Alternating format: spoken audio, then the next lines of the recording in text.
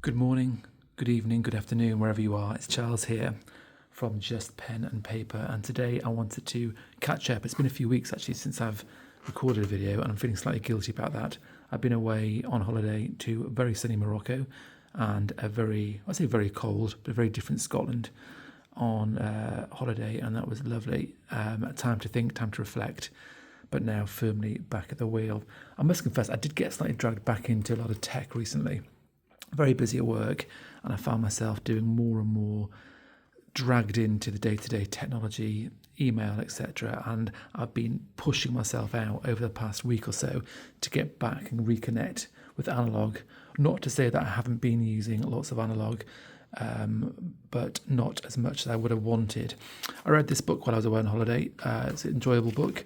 On System of Writing by Bob Dotto. I highly recommend this book. Maybe I'll do a more detailed review. If you want to leave comments, I can do that, but otherwise I'll leave that for you as a recommendation. I really enjoyed it if you're into analog stuff like we are. And really I wanted to talk today about, as I say, reconnecting with analog. And as modern entrepreneurs, modern business owners, creatives, we've got to be fully aware of the pressure and the prevalence of AI and automation and email and fast communication. But in the same breath, we also want to maintain our analog mindset and approach to work, that time to find space to think and to plan and do things more methodically, deeply, and with greater emphasis on doing the right things rather than being super busy, super responsive, all those good things, being good, dutiful people, but never actually getting anything done because it's all superficial stuff. It's sending emails, it's visible stuff that people seem to think is productive, but not necessarily so. One thing I have been doing, I would say, if you look back in the previous video that I did, I bought this Rhodia notebook on a recommendation from a viewer. And I can't open it now, but you look back in the videos and you will see how I plan to do this. But I basically segregated it into four.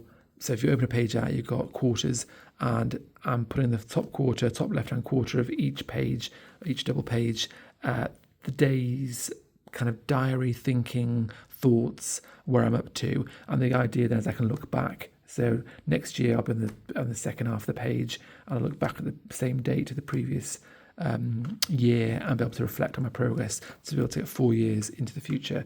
I've been doing it religiously. I'm so looking forward to when I can actually look back at it rather than at the moment. It's just obviously each page I'm turning over and starting a new double spread, but it's the first year I've done it, so I can't look back. But I've been religious with that in terms of completing it, so that's all up to date. That's brilliant. But when I'm doing my kind of day-to-day work, I'm using this book here, and again, I can't really open this because it contains confidential information, but I sit there and I document everything I possibly can in analog tools. So if I'm sending emails to people and trying to keep on top of notes of where I'm up to, I'm keeping that up to date in here. And leading me on, really, I suppose, one of the things book I've been revisiting again is the book Slow Productivity by Cal Newport. And if you haven't read this book, I strongly recommend you do. It's right up our street, and I try and kind of, as I revisit it to get back to some of the concepts that he talks about in it, which is stuff like, concentrating on the important stuff and not spending loads of time in the visible but unimportant stuff like email, etc. Working to a certain sort of cadence and making sure that you are finding time, as I say, for those important things and time blocking for those important things to make sure they get done. And then carving out time for your emails and all that kind of busy work. We all have to do it. We can't avoid it, unfortunately, in the present day. But as modern entrepreneurs, modern creatives, we need to make sure that we are finding time for the, important stuff. And what that might mean is having certain time blocks where you are available for meetings and carving that out. So what I've done is I've got maybe I've got Calendly or booking links. I make sure that on mine that my day is kind of like my day might be like that in terms of length, but I'll just carve out like maybe the mornings or certain parts of the day where I'm available for meetings. And you can book me in there, but you can't book me the rest of the time. So here I'll have long blocks of time where I can do the important stuff. And one thing that Cal says, which I think is pretty accurate, he says, if you think you're estimating time for things, we tend to overestimate how quick we are. So his rule of thumb is, if you think of a time, double it as the time you'll need to do a proper job on it, to do that meaningful job. And within that, as analog people, we've got to carve out time in the day for analog work. Sitting down and writing. So when I get in, the first thing I do in the morning, I get in the office about 8:30, and I pull this out, as I mentioned earlier, and I'll go through that and I'll write out the previous day's thoughts, where I'm up to, my thinking. So that's done. I'll then sit down and I will start doing notes for, so usually that moves on to like cards, things I've been reading, newsletters have come out, and I'll populate with note cards that I'll then put in the Zettelkasten system over here. So I'm updating that all the time and keep on top of that. I will then make my list of things for the day, my most important things, which will go in this book here.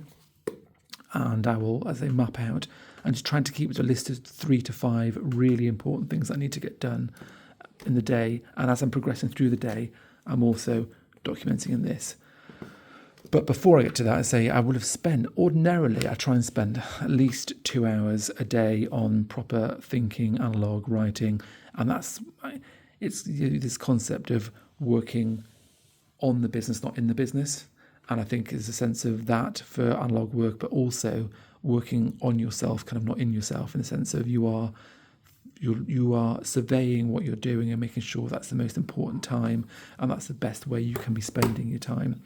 So that's something that I am really cognizant of and I'm trying to do. And I think we need to kind of have a chat with ourselves, because it's so easy now to get dragged into the busy work. You've got emails calling out to you to do things. So you're constantly being drawn in by email. You're being drawn in by social media, especially these days. God, everything's going on in the world.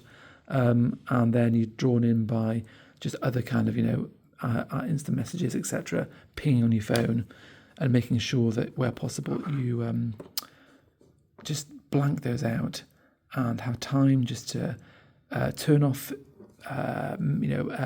notifications. Don't have sounds. There's nothing worse than you're in the zone and you're working on something and you get an email ping or a text message ping. Turn the sounds off, even if you have to keep them on for certain times of the day. When you know you're doing your block work, make sure you have it. I mean, the only thing I have on is my actual phone. People never ring anymore unless it's really important. So I have that on so that people can call me if it's something vitally urgent, some emergency. But aside from that, busy work, people think they have emergencies, but they rarely are actual emergencies. It's just kind of that busy work syndrome of trying to bother people because it's on their agenda at that time. And the worst time of all, I always find, is Friday afternoons, so people try and dump stuff on your to-do list. They get it off their to-do list, so they email you with it. So Friday afternoon, try and turn off your email. Otherwise, it'll ruin your weekend. And then you can find time wherever possible in the day, even if it's, as I say, I do in the morning, I do a chunk of writing, and then usually after lunch, I'll come back and do a chunk of writing as well, just to come back and build stuff, make stuff, create stuff through writing. And then I get drawn back in for the other hours of the day into the mindless working that we all have to do. Sorry, I said that jokingly. It's not completely mindless, but you get my drift. So that's where I'm at the moment. Slow productivity, thoughts, keep on top of my daily journal, always writing stuff down in my work journal, keep on reading the good books about analog, keep going with these Zettelkasten and note cards, and we'll get through this. Happy days. Take care.